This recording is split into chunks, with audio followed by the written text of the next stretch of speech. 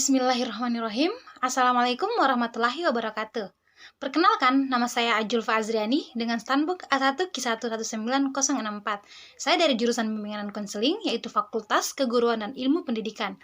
Saya membuat video ini dalam rangka untuk memenuhi tugas MIT dari dosen saya dengan mata kuliah model-model konseling 1.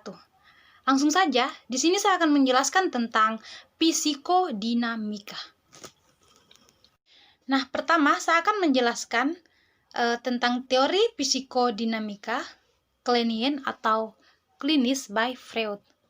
Teori psikodinamika atau tradisi klinis ini berangkat dari dua asumsi dasar. Pertama, manusia adalah bagian dari dunia binatang. Kedua, manusia adalah bagian dari sistem energi dalam bentuk kelekatan dan motivasi. Setiap tindakan kita merupakan hasil interaksi dan keseimbangan antara ketiga sistem tersebut. Kemudian kunci utama untuk memahami manusia menurut paradigma psikodinamika adalah mengenali semua sumber terjadinya perilaku, baik itu berupa dorongan yang disadari maupun yang tidak disadari. Nah, teori psikodinamika ini ditemukan oleh Sigmund Freud pada tahun 1856 sampai dengan 1939. Dia memberi nama aliran psikologi yang dia kembangkan sebagai psikoanalisis. Banyak pakar yang kemudian ikut memakai paradigma psikoanalisis untuk mengembangkan teori kepribadiannya, seperti Carl Gustav Jung, Alfred Adler, serta tokoh-tokoh lain seperti Anna Freud, Karen Horney, Eric Fromm, and Harry Stack Sullivan.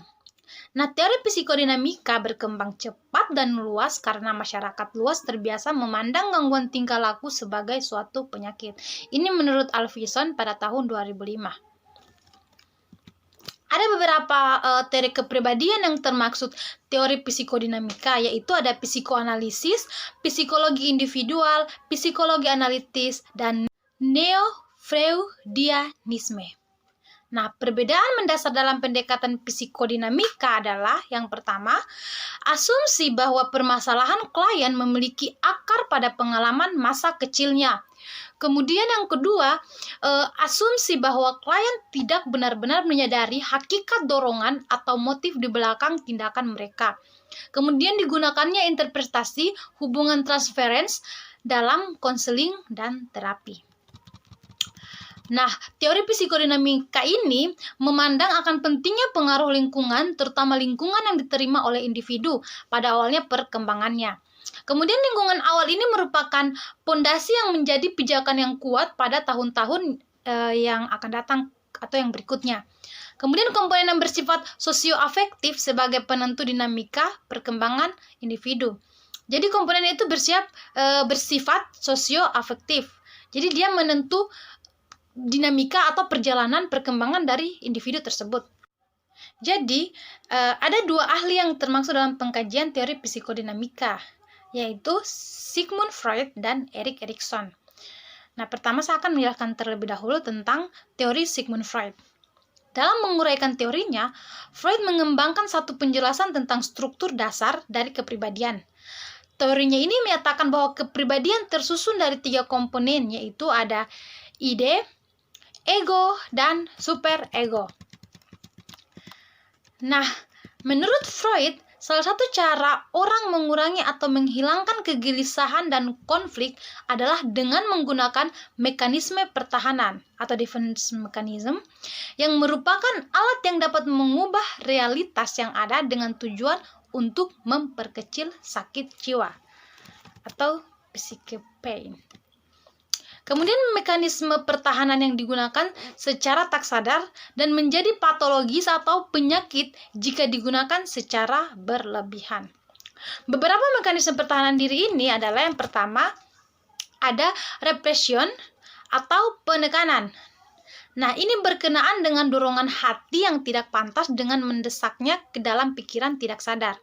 Nah, dorongan ini terus menyebabkan konflik dan menggunakan pengaruh yang kuat terhadap perilaku kita. Kemudian ada regression atau kemunduran.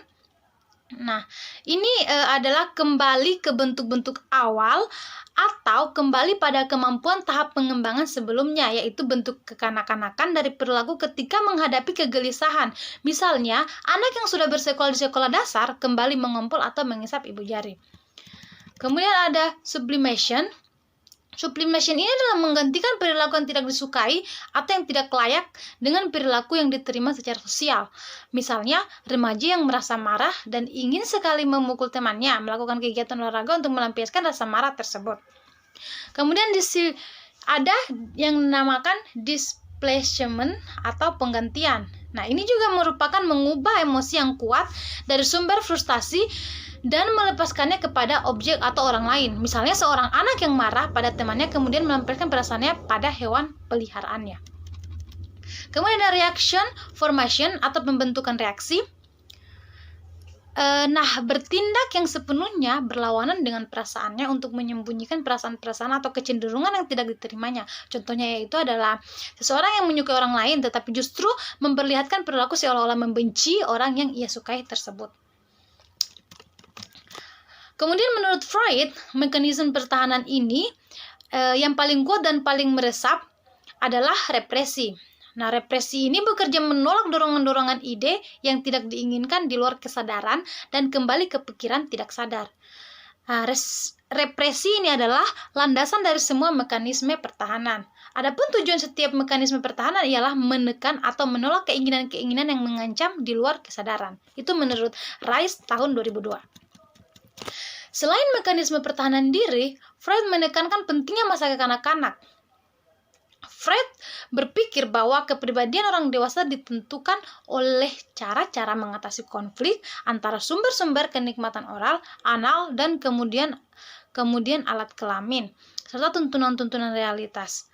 Bila konflik ini tidak diatasi, individu dapat mengalami perasaan yang mendalam pada tahap perkembangan psikososial tertentu. Kemudian, setelah saya menjelaskan tentang teori dari Sigmund Freud, yang berikutnya saya akan menjelaskan tentang teori Erik Erikson. Erik Erikson merupakan penganut teori psikodinamika atau psikoanalisis dari Freud. Erikson menerima dasar-dasar orientasi umum dari Freud, namun menambahkan dasar dari orientasi teorinya mengenai tahapan psikososial, penekanan pada identitas, dan perluasan metodologi. Erikson memperluas teori dari Freud dengan mencoba meletakkan hubungan antara gejala psikis dan sisi edukasi serta gejala masyarakat budaya di pihak lainnya. Nah, peran pengasuhan dan lingkungan menjadi hal yang sangat penting dalam menentukan perkembangan hidup individu. Dalam pandangannya, Erikson menyatakan bahwa masyarakat memainkan peran yang sangat penting dalam perkembangan psikososial individu. Peranan ini dimulai dari aturan atau budaya masyarakat sampai pola asuh dari orang tua. Kemudian, berkenaan dengan tahapan perkembangan psikososial pada individu, ada dua hal yang menjadi perhatian bersama dalam mencermati perkembangan psikososial ini, yaitu yang pertama, walaupun tiap individu melewati tahapan perkembangan sosial yang sama, namun tiap budaya mempunyai cara sendiri untuk menguatkan dan mengarahkan perilaku individu setiap tahapnya. Kemudian yang kedua, budaya dapat berubah seiring dengan waktu. Dengan adanya kemajuan teknologi, pendidikan urbanisasi, dan perkembangan lainnya yang mempunyai budaya harus berubah dan beradaptasi sesuai dengan lingkungan masyarakat dan kebutuhannya. Nah, secara umum, tahapan perkembangan psikososial ini menekankan perubahan perkembangan sepanjang siklus kehidupan manusia. Masing-masing tahap terdiri dari tugas yang khas yang menghadapkan individu pada suatu permasalahan atau krisis bila mana tidak dapat melampaui dengan baik. Semakin individu tersebut mampu mengatasi krisis, maka akan semakin sehat perkembangannya. Adapun 8 tahap perkembangan psikososial sepanjang siklus kehidupan manusia dijelaskan secara rinci sebagai berikut. Yang pertama ada kepercayaan versus ketidakpercayaan ini adalah periode perkembangan 0 sampai 1 tahun. Karakteristiknya yaitu suatu rasa percaya menuntun perasaan nyaman secara fisik dan sejumlah kecil ketakutan serta kekhawatiran akan masa depan. Oleh karena itu, kepercayaan pada masa bayi menentukan tahap bagi harapan seumur hidup bahwa dunia akan menjadi tempat tinggal yang baik dan menyenangkan.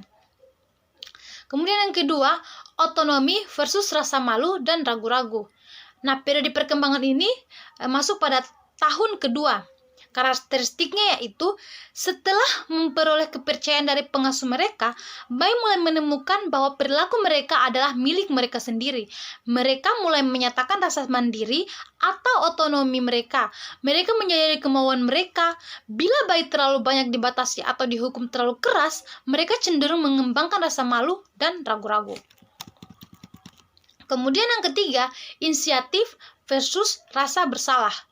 Nah, perkembangan periode pada tahap ini yaitu pada tahun ke-3 sampai 5 tahun. Nah, karakteristiknya yaitu ketika anak-anak bersekolah atau ketika anak-anak prasekolah, bukan bersekolah ya, prasekolah, itu menghadapi suatu dunia sosial yang lebih luas. Mereka lebih tertantang daripada ketika mereka masih bayi. Nah, perilaku aktif dan bertujuan dituntut untuk menghadapi tantangan-tantangan ini. Anak-anak diharapkan menerima tanggung jawab atas tubuh mereka, perilaku mereka, mainan mereka, dan hewan peliharaan mereka. Nah, pengembangan rasa tanggung jawab ini meningkatkan prakarsa. Namun, perasaan bersalah yang tidak menyenangkan dapat muncul bila anak tidak diberi kepercayaan dan dibuat merasa sangat cemas. Erikson memiliki pandangan yang positif terhadap tahap ini. Ia yakin bahwa kebanyakan rasa bersalah dengan cepat dapat digantikan oleh rasa berhasil. Kemudian yang keempat, tekun versus rasa rendah diri. Nah, ini periode perkembangannya pada 6 tahun sampai masa pubertas. Nah, karakteristiknya, prakarsa anak-anak membawa mereka terlibat dalam kontak dengan pengalaman baru yang banyak atau yang bervariasi. Ketika mereka beralih ke masa pertengahan dan akhir anak-anak, mereka mengarahkan energi mereka menuju penguasaan, pengetahuan, dan keterampilan intelektual. Tidak ada saat lain yang lebih bersemangat atau antusias untuk belajar daripada akhir periode perkembangan imajinasi pada masa awal anak-anak. Nah, bahaya pada tahun-tahun sekolah dasar ialah pengembangan rasa rendah diri, perasaan tidak berkompeten, dan tidak produktif. Erikson yakin bahwa guru memiliki tanggung jawab khusus bagi perkembangan ketekunan anak-anak. Guru seharusnya secara lembut tetapi tegas memaksa anak-anak ke dalam perkelanaan untuk menemukan bahwa seorang dapat belajar mencapai sesuatu yang tidak pernah ia pikir sendiri. Kemudian kelima, identitas dan kebingungan identitas. Nah, periode perkembangannya itu pada masa remaja, yaitu pada umur 10 sampai 20 tahun. Pada masa ini, individu dihadapkan dengan penemuan siapa mereka, bagaimana mereka nantinya, dan kemana mereka menuju dalam kehidupannya. Nah, anak remaja dihadapkan dengan banyak peran baru dan status orang dewasa. Misalnya, orang tua harus mengizinkan anak remaja menjelajahi banyak peran dan jalan yang berbeda dalam suatu peran khusus. Jika anak remaja menjajaki peran-peran semacam itu dengan cara yang sehat dan tiba pada suatu jalan yang positif untuk diikuti dalam kehidupannya, maka identitas yang positif akan dicapai. Jika suatu identitas pada anak remaja ditolakkan oleh orang tua, kalau anak remaja tidak secara memadai menjajaki banyak peran, dan jika jalan masa depan yang positif tidak dijelaskan, maka kebingungan identitas akan semakin meningkat. Kemudian yang keenam, ada keakraban versus keterkucilan. Pada perkembangannya ini yaitu pada umur 20-30 tahun. Nah, pada masa ini, individu menghadapi tugas perkembangan pembentukan relasi intim dengan orang lain. Erikson menggambarkan keintiman sebagai penemuan diri sendiri dan diri orang lain, namun kehilangan diri sendiri. Nah, saat anak muda membentuk persahabatan yang sehat dan relasi akrab yang intim dengan orang lain, keintiman akan dicapai, kalau tidak isolasi akan terjadi. Kemudian ketujuh, bangkit versus tetap. Periode perkembangannya itu pada umur 40-50 tahun. Nah, karakteristiknya itu persoalan utamanya adalah membantu generasi muda mengembangkan dan mengarahkan kehidupan yang berguna. Inilah yang dimaksud Erikson dengan generativity. Perasaan belum melakukan sesuatu untuk menolong generasi berikutnya ialah stagnation. Kemudian ke-8, keutuhan dan keputusasaan. Nah, periode perkembangannya itu pada di atas usia 60 tahun. Nah, pada tahun-tahun terakhir kehidupan, kita menoleh ke belakang dan mengevaluasi apa yang telah kita lakukan dari kehidupan kita. Melalui banyak rute yang berbeda, manusia lanjut usia barangkali telah mengembangkan pandangan yang positif pada kebanyakan atau semua tahap perkembangan sebelumnya. Jika demikian, pandangan retrospektif atau melihat ke belakang akan memperlihatkan gambar suatu kehidupan yang telah dilalui dengan baik, dan orang itu akan merasakan suatu rasa puas atau integritas akan tercapai. Jika manusia lanjut usia menyelesaikan banyak tahap sebelumnya secara negatif, pandangan retrospektif cenderung akan menghasilkan rasa bersalah atau kemuraman yang disebut Erikson sebagai despair atau putus asa. Nah, penekanan pada identitas, Erikson selalu menekankan bahwa individu selalu mencari identitas pada tiap tahapan perkembangan. Identitas merupakan sesuatu yang sangat penting bagi individu, sehingga secara sadar maupun tidak sadar, individu tersebut selalu mencari identitas dirinya. Nah, identitas ini merupakan pengertian antara penerimaan dan pengertian untuk diri individu maupun untuk masyarakat. Setiap tahapan individu akan berusaha mencari jawaban atas pertanyaan, yaitu siapakah aku? Bila proses pencarian identitas ini berjalan baik, maka untuk tahapan perkembangan selanjutnya akan semakin kuat walaupun akan tetap mencapai puncak krisis pada masa remaja. Nah, kemudian menurut Freud pada tahun 1936 memandang ansietes seseorang sebagai sumber stimulus untuk perilaku. Ia menjelaskan mekanisme pertahanan sebagai upaya manusia untuk mengendalikan kesadaran terhadap ansietes. Misal, jika seseorang memiliki pikiran dan perasaan yang tidak tepat sehingga meningkatkan ansietes, ia merepresi pikiran dan perasaan tersebut. Represi adalah proses menyimpan impuls yang tidak tepat. Kemudian tokoh teori psikodinamika yakni Sigmund Freud dan para pengikutnya mengatakan inti dari teori ini adalah libido seksualis, di mana di dalamnya terdapat 3 asumsi yakni sebagai berikut. Yang pertama, tingkah laku manusia berasal dari gerak-gerik dan interaksi pikiran manusia. Kemudian yang kedua, pikiran manusia merangsang orang untuk bertingkah laku. Kemudian yang ketiga, pikiran dan tingkah laku itu saling mempengaruhi di dalam lingkungan sosial seseorang.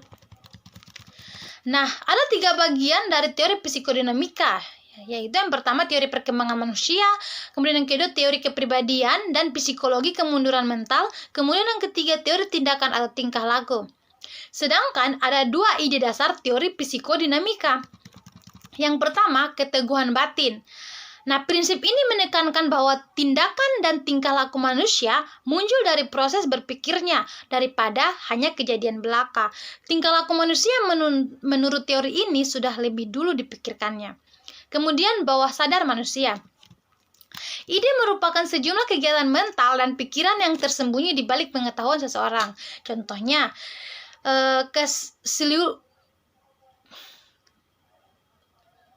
Contohnya, membuat lelucon yang tidak disengaja merupakan refleksi yang tersembunyi dari proses berpikir manusia. Mungkin itu saja materi yang bisa saya sampaikan pada video kali ini. Lebih dan kurangnya mohon dimaafkan. Mohon maaf jika banyak salah kata ataupun salah ucap, karena saya hanyalah manusia biasa yang tak luput dari kesalahan.